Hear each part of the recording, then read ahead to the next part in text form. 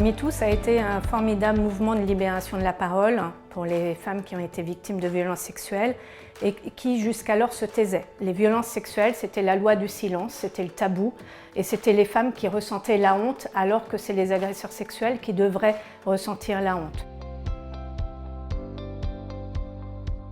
À mon avis, la justice est en décalage par rapport aux attentes des victimes. Le mouvement MeToo y remonte à 5 ans. On a très peu évolué en matière de traitement judiciaire des violences sexuelles. Il y a des efforts en matière de formation des policiers, des magistrats, mais c'est encore insuffisant. Et au résultat, on a encore 70 à 75% de taux de classement sans suite et très peu d'agresseurs sexuels qui sont condamnés, ce qui assure en réalité une forme d'impunité pour les agresseurs sexuels.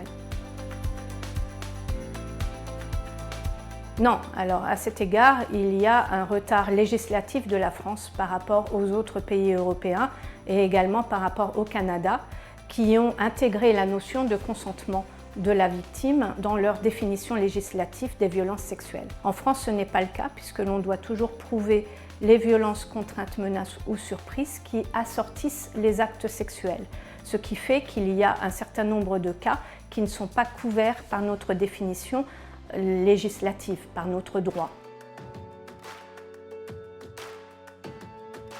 La place de l'avocat dans l'évolution des droits des femmes est une place qui, à mon avis, est importante puisqu'on a accès au dossier, on suit des victimes pendant des années, donc on a une matière vivante et on peut, à cet égard, être une sorte de lanceur d'alerte.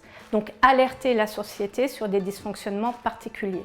C'est ce que j'ai essayé de faire, moi, pour ma part, dans certaines affaires qui m'ont particulièrement scandalisée et qui peuvent amener ensuite à des évolutions des droits. De la même manière, l'avocat peut être l'avocat d'une cause et c'est ce qui s'est passé dans le temps passé. Par exemple, vous avez eu Robert Banater qui a été l'avocat de l'abolition de la peine de mort ou Gisèle Halimi qui a été également l'avocate féministe et qui a fait avancer le droit en matière de viol et en matière d'IVG. Donc on peut amener à des avancées sociales et des avancées juridiques.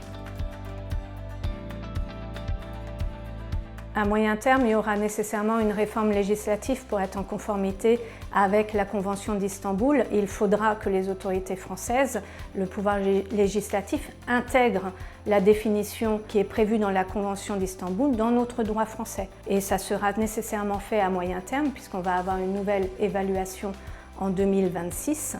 Et la France pourrait être condamnée pour non-transposition de la Convention d'Istanbul dans notre droit français. Je vais me rapporter à une citation de Gisèle Halimi qui disait « Il nous faut une révolution des mœurs, des mentalités, des esprits, un changement radical dans les rapports humains ». Ce qui signifie que l'évolution des droits des femmes ne passe pas seulement par le droit, mais également par une évolution de la société.